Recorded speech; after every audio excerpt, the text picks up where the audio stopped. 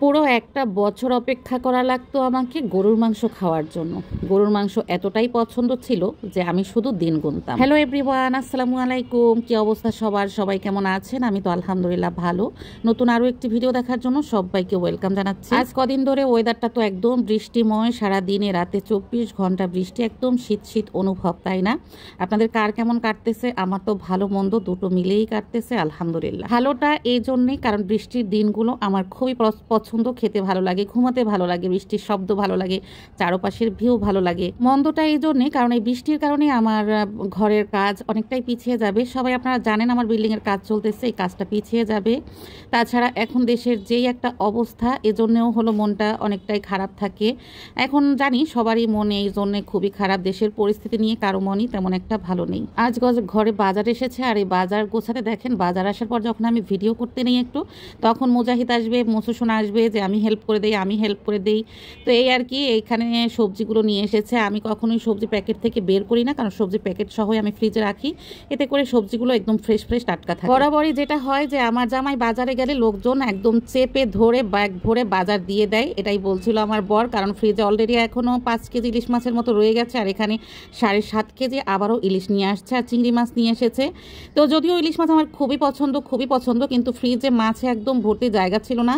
তাই বলছিলাম আমার জামাইকে যে এত ইলিশ না আনলেও পারতে, তো আমার জামাই বলছিল সে নিয়ে আসে নাই, তাকে জোর করে দেয়া হয়েছে। কেয়ার করা ইলিশ মাছ এমনিতেও আমার খুব পছন্দ, আমি প্রতিদিন চাইলে ইলিশ খেতে পারি, যদিও অ্যালার্জির সমস্যা।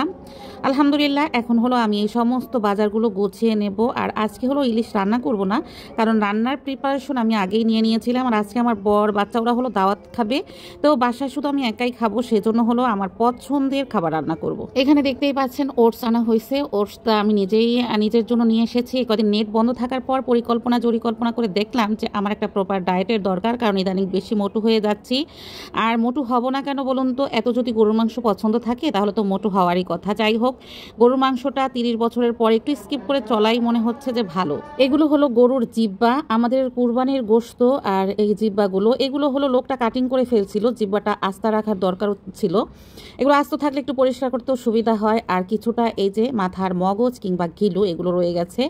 যাই হোক, এই সমস্ত জিনিস আমার বর প্রতি বছর কুরবানিতে মানুষকে দিয়ে দেয়। এবার আমার সোনা রিকোয়েস্ট করছিল যে সে খাবে, সেজন্য তার বাবা রেখে দিয়েছে।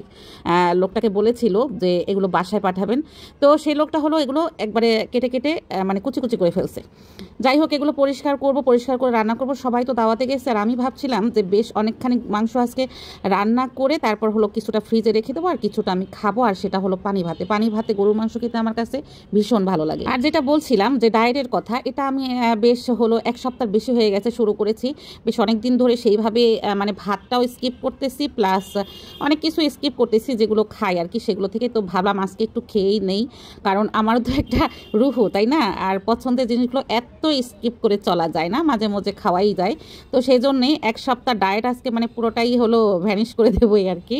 তো এখানে এই যে আমি জিব্বাটা এইভাবে পরিষ্কার করে নিচ্ছি, পরিষ্কার করে নিয়ে তারপর হলো রান্নাটা চাপিয়ে দেবো। আর এত রান্নার তাড়াহুড়ার প্যারা নেই, যেহেতু সবাই দাওয়াত খাবে, সেজন্য চাপটাও কম, যখন খুশি তখন রান্না করে খাওয়া যাবে। ঘরের পুরুষ মানুষ সেই যদি দুপুরে না খায় কিংবা যে কোনো একটা বেলায় যদি না খায়, দেখবেন যে রান্নার মানে খাওয়ার কেমন একটা যেন প্যারা থাকে না লাইফে, মনে হয় যেন এটা না করলেই হয়, না খেলেই হয়, এরকমের একটা মনে হয়, তাই না?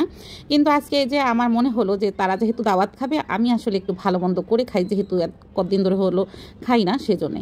যাই হোক, মাংসগুলো আমার সব পরিষ্কার করা হয়ে গেছে। আর আমি এখানে না প্রেশার কুকারে চাপিয়ে দিচ্ছি, কারণ আমার এগুলো পরিষ্কার করতে বেশ অনেকটা সময় লেগে গেছে।